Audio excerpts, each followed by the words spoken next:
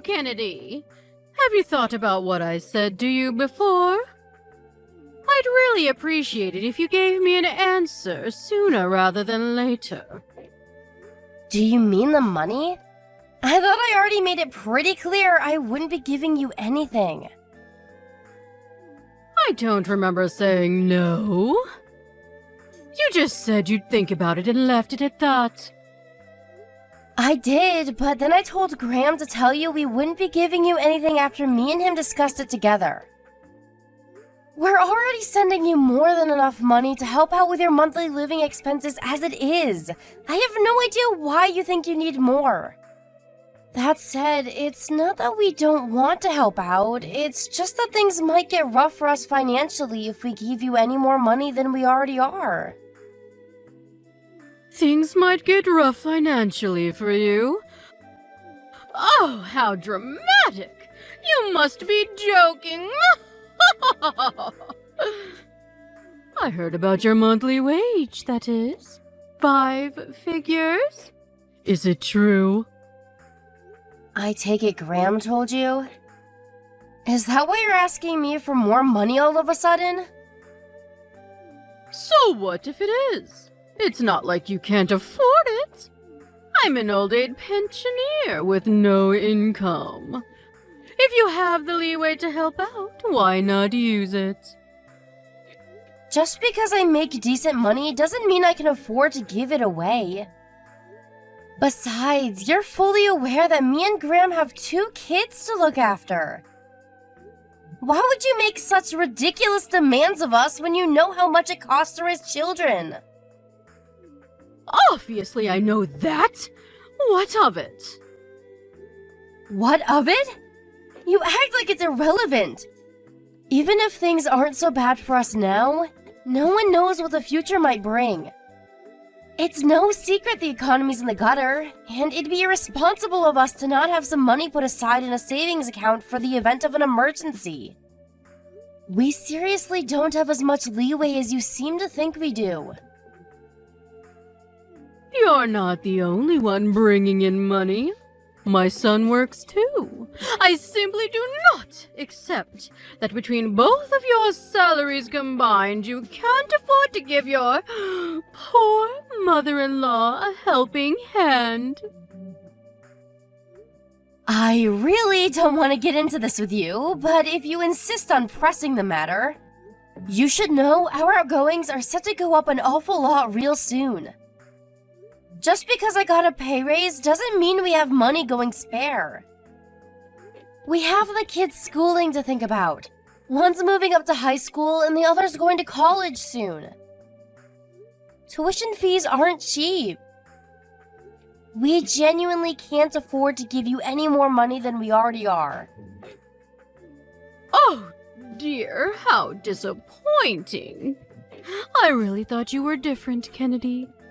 But it seems you're just the same as everyone else. This is precisely why it's such a bad idea for women to work. None of this would be happening if you stayed in the kitchen where you belong and let my son manage the finances. Women's liberation was a mistake. What the hell's that supposed to mean? You suddenly think you're so special. Just because you're bringing in a little money, don't you? Well, you're not, Missy. Don't get too big for your boots. Back in my day, arrogant women like you, who didn't know their place, got promptly put back in it. I'm really not trying to be arrogant. I may only be your mother-in-law, but that still makes me your mother. Even if I weren't, I'm still several decades your senior, which makes me your superior. In spite of that, you don't show me the proper respect, and don't you think you are being rude? What does what you're asking me to do have to do with respect? Even if you are my superior. Financial decisions of the kind you're asking me to make aren't something to be taken lightly. My answer would be the same if you were the Queen of England. There you go again with your far-fetched, nonsensical arguments. You might think you sound clever, but all you're really doing is exposing your own selfishness. If this is your attitude with me, I shudder to imagine how you must treat my poor son. Does he even love you anymore? I can assure you, you don't need to worry about us. Would you mind just focusing on your own affairs? Things between me and Graham are great. Are they really? I wonder. I seriously doubt it. By the way, don't think I don't know that you made my son start doing housework lately. I didn't make him do anything. He volunteered because my work hours went up. I still do what I can when I can. Graham understands my situation and we work together as a team. It's easy enough to say that, but I wonder, what's the reality on the ground like? This sassy attitude you're giving me right now is simply unacceptable. As a wife, as a daughter-in-law, unacceptable. You clearly don't know your place in this family if you think this is any way to speak to me. I'm sorry if you feel like I've been rude to you. That was never my intention. I'll be more careful from now on. More empty promises. This is why it was a mistake for women to leave the kitchen. I'm sick of hearing your empty promises. How about you put your money where your mouth is and quit your job? I really can't afford to do that. Well, no one ever asked me about this, and I don't consent. How can my poor son possibly be happy under this arrangement? There's not a man on the planet who could feel like a real man with his wife out earning him. You've neutered the poor boy. Bertha, please. How many times do I have to tell you? We're both fine with it. Forgive me, but if that's everything, I have things to do. I need to prepare dinner for later and get ready for work.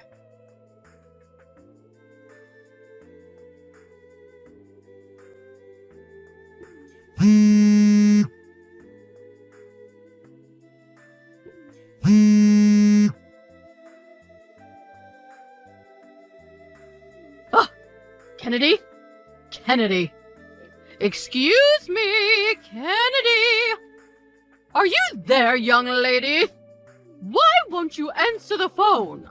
How dare you ignore a phone call from your mother? I've never encountered such rudeness in my life. Bertha, please. You have to stop doing this. I'm at work and can't speak on the phone right now. You spam called me yesterday, too. Please stop it. You have no idea how inconvenient it is when you do this in the middle of my work. I'm asking you nicely here. Oh, I forgot you asked me not to. Anyway, forget that. The real question is, why are you still at work? I made it very clear you were to quit your job, didn't I? I do hope the process is underway, and you didn't disobey me again. Were you actually being serious? I assumed you were joking. As if I'd joke about such a thing. I'm as serious as it gets. I see. Well, even still, that doesn't change my answer. Impossible is impossible, and that won't change. Impossible this, impossible that. You're such a negative Nancy. It's always doom and gloom with you. Back in my day, when times were tough, we pulled our socks up and we got on with it. You young people today don't know how easy you have it. And you, especially you. All you seem to be capable of doing is complaining. I'm reaching my wit's end with you, young lady. You should know I won't carry on tolerating this forever. There's nothing for you to tolerate. I never agreed to quit my job in the first place. Even if, for argument's sake, I was considering quitting my job, you wouldn't be part of the discussion because it has nothing to do with you. Blah, blah, blah. Here we go again with the same old nonsense. I've said it before, and I'll say it again. But if you don't hurry up and change your ways, my son's going to end up hating you. Don't worry. Graham's a decent man. There's no way he'd be petty enough to hate me over something like this. How can you be so sure?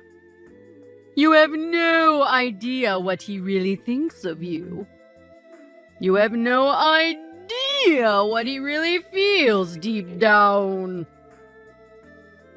If that were the case, I'm sure he'd speak to me about it. In any case, it has nothing to do with you. How dare you! Why, you little brat! I oughta... You're the cockiest, most impertinent, most arrogant little upstart I've ever met in my life! You would have gotten the belt back in my day for this! You're lucky the world's gone soft! I've had it with you! Quit your job this instant! Why would I do that? That would make 0 sense. Back in my day, a wife's place was in the kitchen and bedroom. She served her husband unquestioningly while keeping her head down and her mouth shut. She did what she was told when she was told it. And she liked it. But you don't know the first thing about being a proper wife.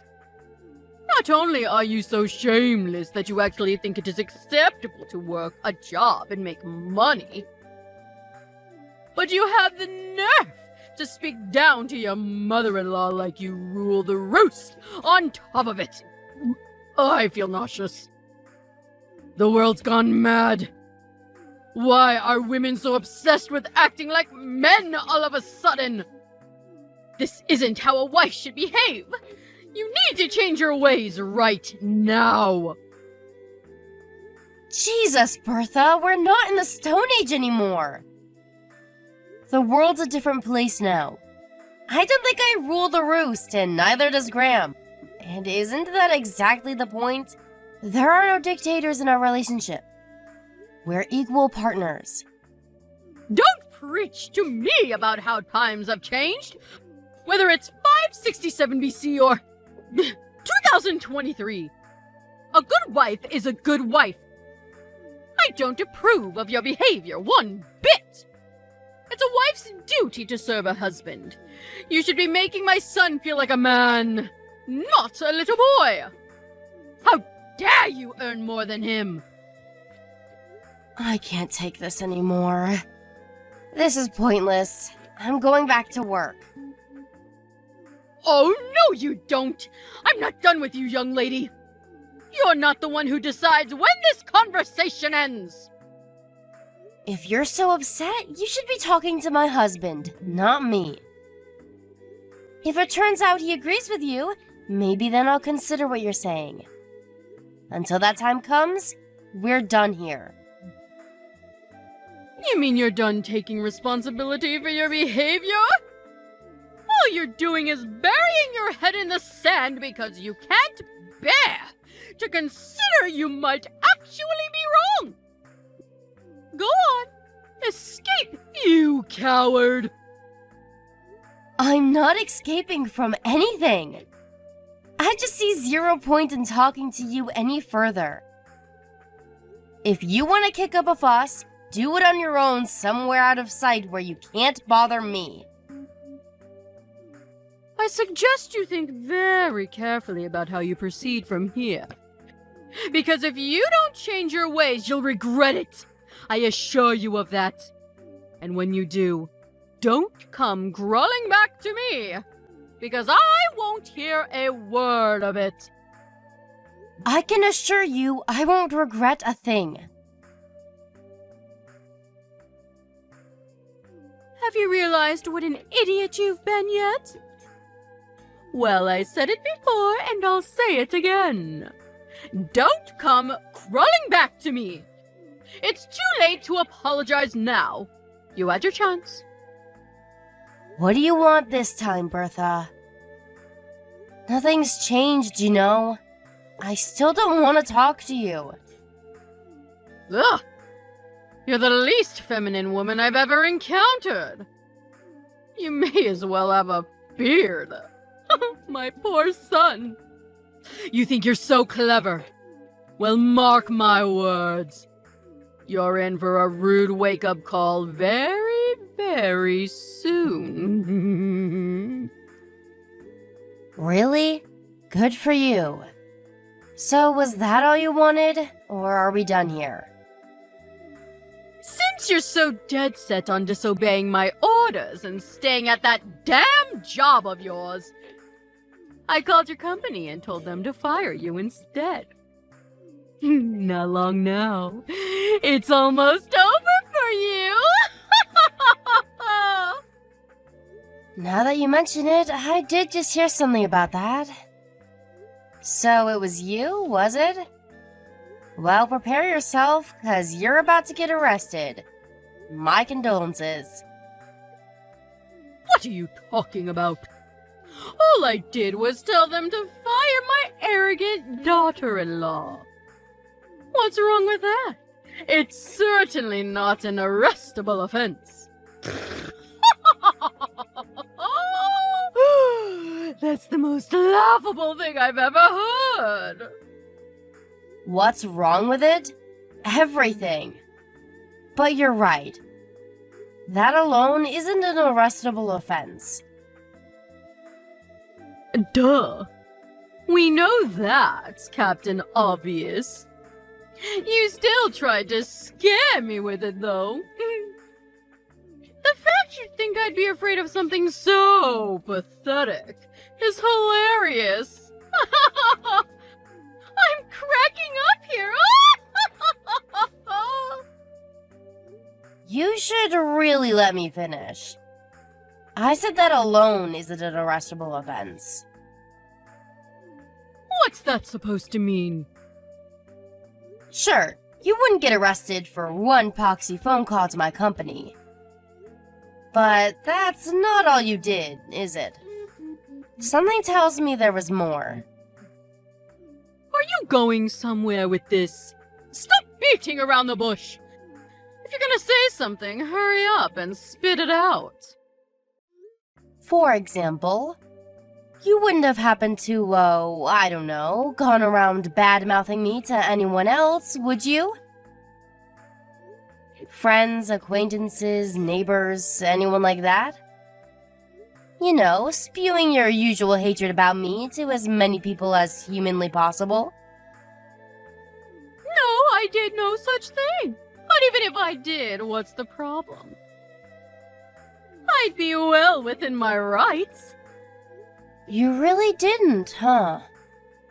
You know it's wrong to tell lies, Bertha. Shut your insolent mouth! I just told you I didn't! You didn't answer my question!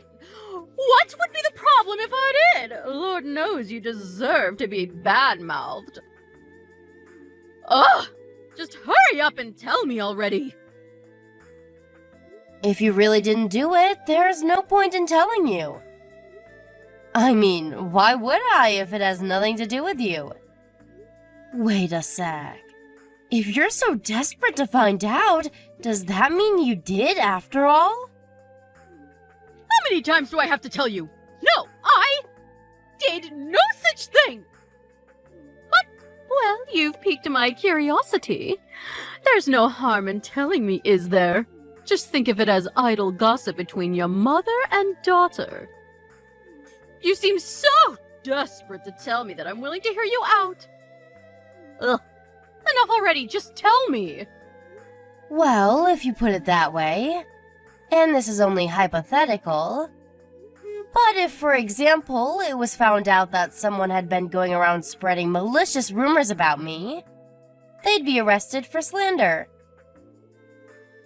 Slander? For a harmless little rumor? Hardly a big deal. Why the need to kick up such a fuss? Harmless? That's debatable. If the person who heard the rumor thought badly of me as a result, it wouldn't be harmless, would it? Well, that's just how rumors are. Anyway, and again, this is all hypothetical, of course. But if the person who heard the rumors about me then went on to tell others,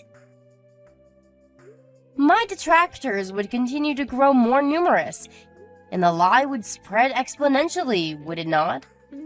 What if it carried on spreading like that? Can you really say that'd be harmless? Because to me, it seems like I'd come out of the whole thing a lot worse off than I was before. Even still, wouldn't dragging the police into it be a bit extreme? If the rumor spread, can you say with 100% certainty there wouldn't be any negative consequences regarding my job? Of course there wouldn't. What a load of partial nonsense! You can be such a drama queen sometimes. My friends and neighbors have nothing to do with you. Can you say with 100% certainty that the friends of those friends and neighbors have nothing to do with me? What if Graham worked at the same company as one of them? What if one of their daughters was one of my clients? In that case, do you seriously think someone who'd heard such a rumor would have any interest in doing business with me? Surely that would be just an issue of their own prejudice. If someone decides to treat you that way based on something they heard through idle gossip, then the problem lies with them. But they wouldn't hold that prejudice if not for the person who spread the rumor in the first place. Which is why that person bears the most responsibility. As a result, that person would be the one who gets arrested. Do you understand now? There's something I need to go and check. You'll have to excuse me, but I'm going now. Oh, really? That's a shame. I'm in a great mood today. I was hoping we could chat a little longer. But if you have urgent business to attend to, I guess it can't be helped. Yes, I'm sorry. I simply have to take care of this. Speak later.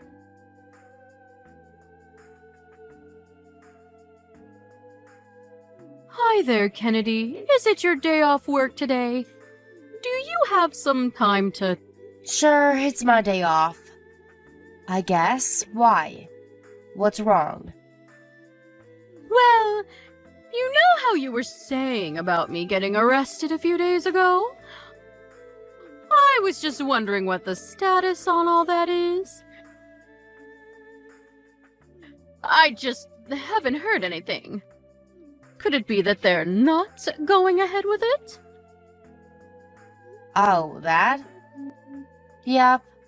The arrest won't be happening now. Sorry if I panicked you. Really? I won't be getting arrested. Yeah, I did talk to the police. But they said since the damage done to me was ultimately small and inconsequential, it would be difficult for them to pursue. Ah, I knew it! I told you! I knew you were exaggerating to try to intimidate me. There's no way I was ever going to get arrested over something so trifling! Sorry for the inconvenience. I let an insufficient understanding of the law go to my head and talk down to you very self-importantly. I'm really sorry. So you should be. People like you always think they can get away with talking down to others. This is why women shouldn't be in the workplace. And they certainly shouldn't be making as much money as they do. It goes straight to your heads. I hope you have a long, hard think about your behavior. You're right, I should. This whole thing has been super embarrassing. I feel so silly. But there is one more thing. Since you're not getting arrested, I decided to take you to court instead. Me and Graham will be paying you a visit real soon. Huh? You're taking me to court? You are taking me to court? Yeah. Well, to be precise, me and Graham are taking you to court. You might not be getting arrested, but you absolutely will be paying me compensation. So, make sure you save up diligently for the payout you're gonna owe me after the trial. No. No, this is not happening. Just hold your horses, young lady. How can you do this? Didn't the police tell you to give up? They just told me it'd be difficult to pursue criminal charges against you. That doesn't mean I can't file it as a civil matter. Even still, who takes their own mother-in-law to court? What's wrong with you? We're a family! And my son! What the hell has gotten into that boy? You have lost your minds! Me and Graham both decided on this together. We concluded that our lives would be better without you and your jealous shenanigans in it. Your appeals to family are meaningless now. We're strangers. Jealous shenanigans? What am I supposed to be jealous of? You demanded that I send you more money the moment you heard about my salary. Then, as soon as I told you I had no intention of doing what you were asking, you started barking orders at me to quit my job. If that's not jealousy, what is? Alright, fine. Maybe you do have a point. But still, isn't taking me to court going a step too far? Surely, if you have grievances with me, you should just tell me? What happened to a good old-fashioned argument? Why the hell do we have to do it in front of a judge? Would you have stopped if I'd have aired my grievances? Of course I would. I'd never do anything to upset my beloved daughter-in-law on purpose. Liar. You seem to be conveniently forgetting that in actual fact, I told you to stop countless times, but you weren't having any of it. You left me no choice but to take legal action. Sadly, this is the only language you seem to understand. I apologize for everything. I'm sorry. Please, can we just stop with all this talk of court? You really think begging and pleading with me is gonna work after all this time? Please! What are my friends and neighbors going to think if they hear my own son and daughter-in-law are taking me to court? My reputation in this town will be dragged through the gutter. I'll be finished. How am I supposed to live like that?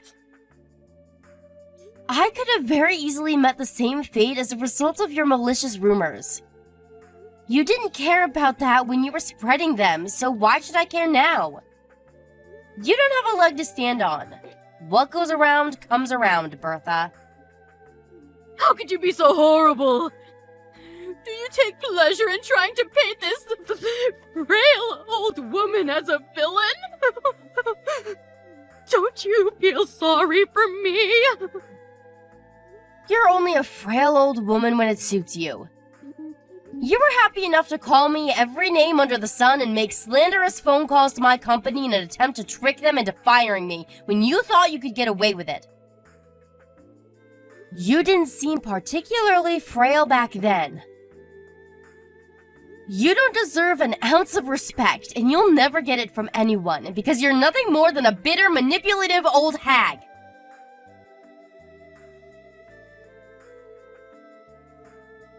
We won the court case against my mother-in-law without a hitch.